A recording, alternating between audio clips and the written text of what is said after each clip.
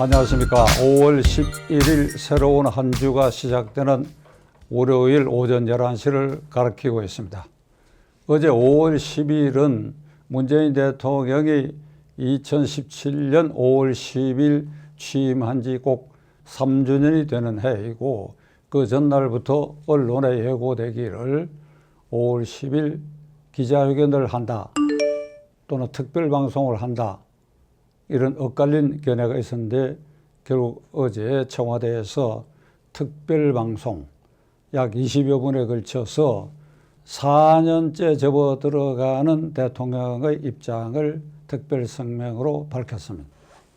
시청자 여러분은 문재인 대통령의 이 특별방송을 어떻게 받아들이고 해석하고 계십니까?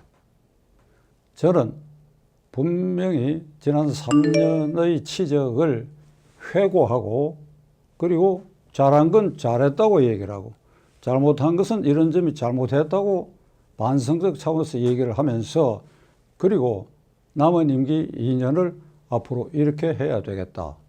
지난 3년이 30년 전의 일이 아니고 바로 엊그제 일이니까 그 3년을 대통령 나름대로 진단을 해서 국민이 평가를 받는 그 전제 위에서 앞으로 2년을 어떻게 국정을 수행해 나가겠다. 이게 상식에 속하는 일입니다. 그런데 이 상식을 깨고 일방적으로 국민들에게 이 얘기를 했습니다. 그 요지는 이렇습니다. 전 국민 고용보험제를 확대, 그 초석을 놓는 대통령이 되고 싶다. 지금은 이제 경제전쟁 시대다. 그러니까 자영업자, 청소년, 그 취약계층에 대해서 어떻게든지 대책을 세우겠다. 이른바 한국형 뉴딜 정책을 과감하게 추진하겠다. 여기에는 필연적으로 이 재정 풀기가 뒷받침돼야 되는데, 박근혜 대통령 때까지 국가 채무 비율이 40%가 이르지 않았는데 지금 44% 정도로 늘어났습니다. IMF 등이 경고하기를 한국이 돈 풀기를 심하게 하게 되면 원달러 환율이 올라가게 되면 한국 경제에는 직격탄을 맞게 될 것이다. 그러니까 우리나라 원화라는 게 여러분 잘 아시는 것처럼 기축통화가 아닙니다. 미국 달러가 아니고 일본 엔화가 아닙니다. 일본은 국가부채가 뭐 200% 넘어가도 까딱없는 이유가 전 세계 통용되기 때문입니다. 우리는 그렇지 않습니다. 따라서 뉴딜 정책을 앞으로 구체적으로 어떻게 하겠다는 거 주목해 봐야 할 일이라고 생각합니다. 무엇보다 대통령께서는 코로나 바이러스를 잘 극복한 세계 으뜸가는 모범 국가다 라고 하는 칭송을 국내외로도 받고 있고, 여기에 대해서 굉장히 강한 자부심을 느끼고 있습니다. 결국 코로나를 잘 극복했고, 그리고 재난소득을 국민들에게 지급한다. 이 양대 축으로 결국은 얼이 빠진 제1야당을 짓누르고 수도권을 중심으로 정부 여당이 압승한 계기를 만든 것, 거기에 대해서 대통령께서는 굉장히 만족하고 있으라고 생각합니다. 우리의 의료진과 국민의 협력, 그리고 과거의 사스 등에 대응한 이런 노하우가 오늘날 K 코로나를 극복하는데 아주 다대하게 기여했다, 이런 자부심을 말했습니다. 문재인 대통령님, 한 가지 빠뜨린 게 있습니다. 뭘 빠뜨리느냐? 미국 구라파는 열이 나고 증세가 있어도 병원에 가지를 못해요. 특별히 보험 가입된 고소득층 외에는 병원을 갈 수가 없습니다. 전부 길거리나 집에서 다 죽는데 우리는 열이 나도 동네 병원에 다 갈 수가 있습니다. 한국의 이 의료보험 체계가 이 코로나를 이 정도로 막아내는 수훈인 1등 갑은 한국 의료보험 체계입니다. 한국 의료보험 체계는 1977년에 초석을 놔서 91년에 완성된 이 체제입니다. 이 체제 기반 위에서 오늘 코로나를 몰아내는데 아주 결정적 역할을 했습니다. 거기에 의료진, 그리고 질병관리본부 여러 공무원들이 노력하고 국민이 협력해서, 그래 바탕은 의료보험제도입니다. 그런데 문재인 대통령은 이제 전 국민 고용보험을 확대한 초석이 놓는 대통령으로 기억되겠다고 그랬습니다. 1977년에 의료보험제도에 초석을 놓은 대통령, 문재인 대통령 누군지 아십니까? 박정희 대통령입니다. 전두환 대통령을 거쳐서 91년에 노태우 대통령이 오늘의 이 의료보험 체계를 완성한 분들입니다. 문재인 대통령과 그 주변에서는 이 말을 박정희, 전두환, 노태우 이 말을 이 세 사람의 이름을 이렇게 의료보험 체계를 완성한 역대 대통령들이라고 죽어도 말하기 싫을 것입니다. 그러나 문재인 대통령 현재의 국가 원수고 자신이 하는 일이 고용보험 확대가 이 이후에 문재인 작품이라고 기록되기를 바란다면 현재 의료 체계를 만들고 완성한 사람이 누구라고 말할 수 있는 그런 마음을 가져야지요. 그런 큰 마음은 가질 수 있어야죠. 아무리 적대하고 밉다 하더라도 그렇지 않습니까? 문재인 대통령. 그리고 시청자 여러분, 지금 제 이 말에 무리가 있습니까? 박찬종 너무 한편적으로만 얘기한다고 여러분 그런 생각이 드십니까? 문재인 대통령은 2017년 5월 10일 헌법에 서약하고 헌법적 약속을 한 가운데에 통합대통령 되겠다, 야당을 동반자로 하겠다, 나를 비판하는 사람 가운데도 적당한 사람은 삼고초를 해서 쓰겠다. 그리고 마지막으로 중요 약속, 수시로 기자회견을 통해서 국정 현안에 대해서 얘기를 하겠다. 지켜졌습니까? 형식적인 연두 기자회견 한두 번 하고 말았지요.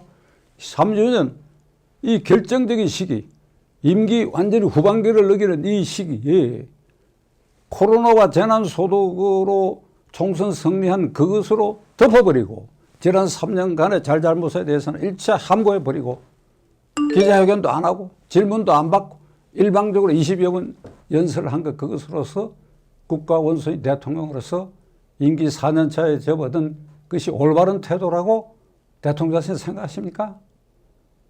시청자 여러분들도 지금 제가 말해서 드리는 이것이 문재인 대통령에 대해서 너무 심한 말을 한다고 여러분 생각하십니까? 저의 소망은 그렇습니다. 앞으로 제도가 바뀔 수 있어요. 대통령 책임제에서 내각제로, 그래야 국무총리가 실권을 잡는 시대가 될 수도 있을 것입니다. 어느 시대건 간에 앞으로 나올 최고 지도자는 헌법 정신에 따라서 수시로 국민하고 대화하고 현안에 대해서 기자회견하는 미국의 백악관 대통령처럼 수시로 기자회견을 하는 이런 대통령을 뽑기를 저는 우리 후배들에게 강력히 충고의 말씀을 지금 이 순간에 남기려고 하면, 기자회견을 자주 한다고 하는 것은 대통령 자신이 스스로 본인과 그 주변의 잘잘못, 특히 잘못에 대해서 이것을 지적받고 고치고 정화하는 능력을 갖게 되는 것입니다. 3년 동안 기자회견을 안 했습니다. 덕계가 쌓였어요. 그러니까 기자회견을 문재인 대통령은 지금 무서워서 나는 못한다고 봅니다.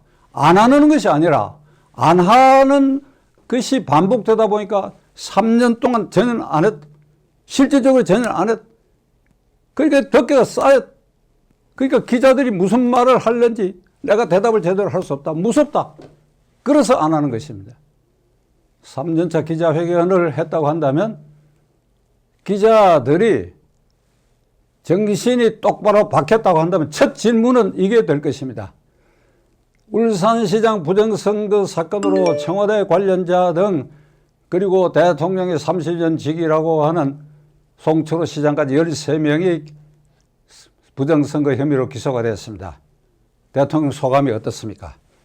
대통령께서는 기소된 공소장에 적혀있는 이 사실 어느 시점에서 얼마만큼 언제 알게 됐습니까? 사전에 알았습니까? 기소된 후에 알았습니까? 검찰 수사 단계에서는 전혀 몰랐습니까? 그리고 이 사건에 대해서 적어도 대통령이 도의적으로나 정신적으로 관련이 있는 사건입니다. 형사사건이 관련이 있는지는 후에 밝혀지겠지만, 그러면 이 단계에서 국민들에게 사과 성명을 발표하는 거 아닙니까? 대통령께서 어떻게 생각하십니까? 이런 질문이 반드시 나올 것입니다. 그리고 원전과 관계해서 감사원 감사가 정권의 눈치를 보고 미적거리다 보니까 지난주일에는 최 감사원장이 감사원이 소금의 맛을 잃으면 감사원이 아니다. 그리고 대로한 사건이 있었습니다.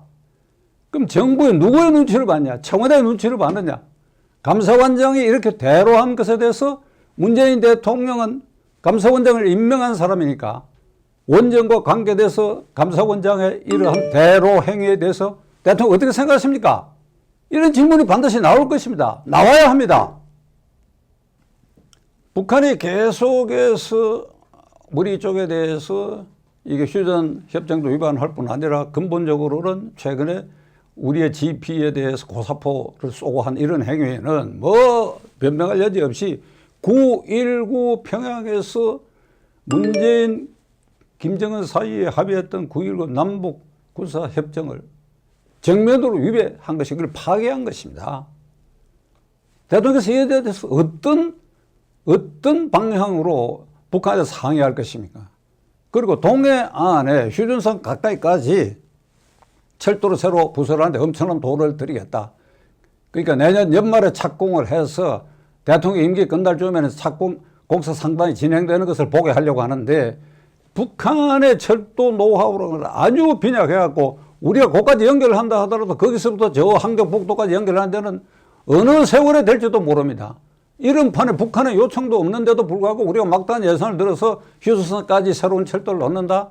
도대체 이 의도가 뭐며 북한하고 물밑으로 협약이 된 일이 있습니까? 이것이 대북 정책 올바른 방향입니까? 하는 질문도 쏟아져 나올 것입니다.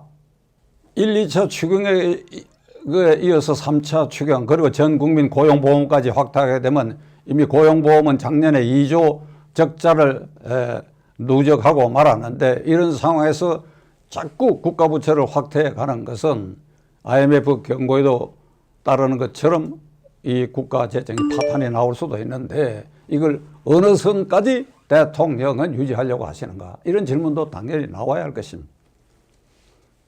문재인 대통령님, 임기 3년을 지나서 이제 2년이 채 남지 않았습니다. 기자회견을 안 했다 하더라도 그 3년 차를 반성할 건 반성하고 다질 것은 다지고 고칠 것은 고쳐야 할 것입니다. 그리고 시청자 여러분들은 대통령이 기자회견을 하지 않는 것에 대해서 질책을 해야 됩니다. 청와대 홈페이지에도 글을 올리고 질책해야 됩니다. 그리고 덧붙여서 저는 청와대에 등록되어 있는 1000명의 기자단들에게 말하고 싶습니다. 여러분들 그렇게 왜 무기력합니까? 백악관 보고 계시잖아요. 백악관. 대통령이 백악관에 현관에서 나아가 어디를 이동하기 위해서 헬리콥터 타러 가는 그 중간에도 대통령을 세워가지고 질문을 쏟아붓지 않습니까? 이런 예가 있는 거 여러분 기억하시죠? 한미 정상회담 때 클린턴 대통령 때 우리나라 대통령하고 같이 회담 결과를 발표하는데 두 대통령을 앞에 놓고 첫 질문이 미국 기자가 클린턴 대통령에 대해서 레윈스키 사건의 스캔들에 대해서 질문하는 거 여러분 보셨지요? 한미 대통령 간에 협의된 것에 대해서 미국 대통령에 대해서 한국 대통령이 어떤 협의를 이걸 질문하는 것이 아니라 대통령을 보는 순간에 대통령 주요 취재원이니까 미국의 입장에서 미국 기자 입장에서는 그걸 질문하는 거 여러분 보셨지요? 그 기자라가 그렇게 달려들어야 되는 것입니다. 여러분 이렇게 무기력합니까? 만일 저 방송을 듣고 느끼신 바가 있으면 3주년 기자회견을 정식으로 요청하시기 바랍니다. 지켜보겠습니다.